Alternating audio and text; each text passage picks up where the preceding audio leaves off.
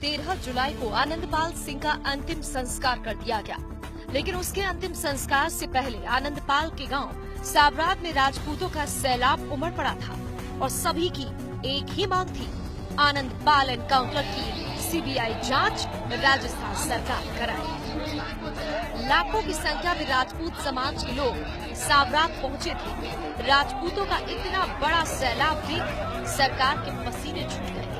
Police और लोगों में झड़प भी हुई। साबरात में गाड़ियों का इतना बड़ा काफिला था कि पैर रखने को जगह नहीं थी।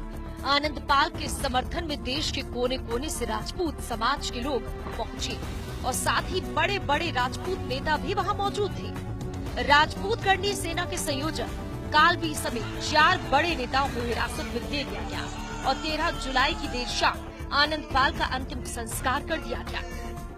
21 जुलाई को राजस्थान का चक्का होगा जाम।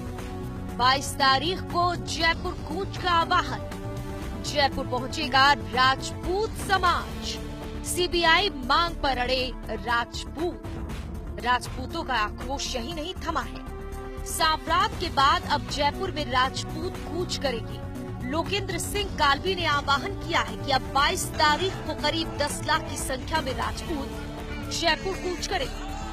सीबीआई मांग पर अड़ा राजपूत समाज जयपुर में अपनी एकजुटता की ताकत दिखाएगा। ऐसे में सरकार के माथे पर शिकन की लकीरें भी पड़ने लगी है, क्योंकि राजपूतों की एकता की ताकत सरकार 12 जुलाई को ही देख चुकी है। ऐसे में राजपूत समाज के लोगों को रोकना सरकार के लिए बड़ी चुनौती होगा। वसुंधरा सरकार राजपूतों की जिद के आगे झुकने को तैयार नहीं है, तो वहीं राजपूत भी अपनी जिद पर अड़े हैं। बता दें कि 21 और 22 जुलाई को भाजपा के राष्ट्रीय अध्यक्ष अमित शाह जयपुर में ही रहेंगे। करणी सेना का प्रयास है कि शाह की मौजूदगी में सख्ती प्रदर्शन कर सीबीआई जांच की घोषणा का दबाव राज्य सरकार पर बनाया जाए। गोगा मेडी ने प्रदेश भर के राजपूत समाज के साथ साथ आम लोगों से भी अपील की है कि वो 22 जुलाई को अपने अपने साधनों से जयपुर में एकत्रित हो। गोगा मेडी ने आरोप लगाया कि 13 जुलाई को पुलिस ने आनंदपाल के शव का अंतिम संस्कार जबरन कर दिया। पुलिस ने राजपूत समाज और आनंदपाल के परिजन को अपमानित करने वाला काम किया है। राजपूत समाज कर रहा है बीजेपी का बहिष्कार। बीजेपी प्रदेश अध्यक्ष को दिखाए काले झंडे। राजपूत समाज का आक्रोश अब राजस्थान की बीजेपी सरकार के खिलाफ देखा जा रहा है। पाली सिरोही में भाजपा अध्यक्ष अशोक परनामी को काले झंडे दिखाए गए। बीजेपी के खिलाफ नारेबाजी भी की गई।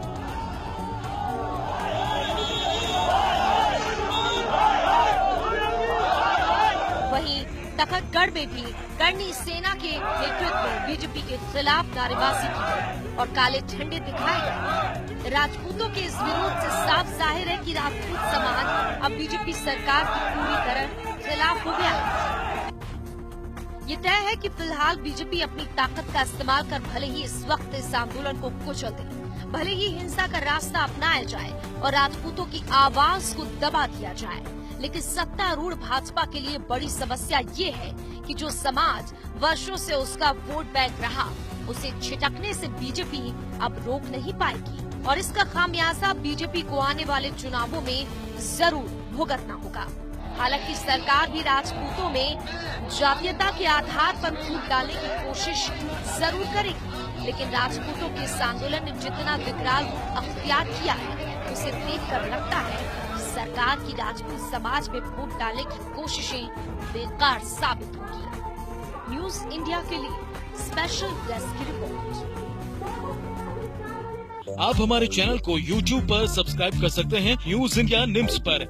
इसके अलावा आप ट्विटर पर भी हमें न्यूज इंडिया 17 पर फॉलो कर सकते हैं। फेसबुक पर आप newsindia.nimsuni पर हमें लाइक कर सकते हैं।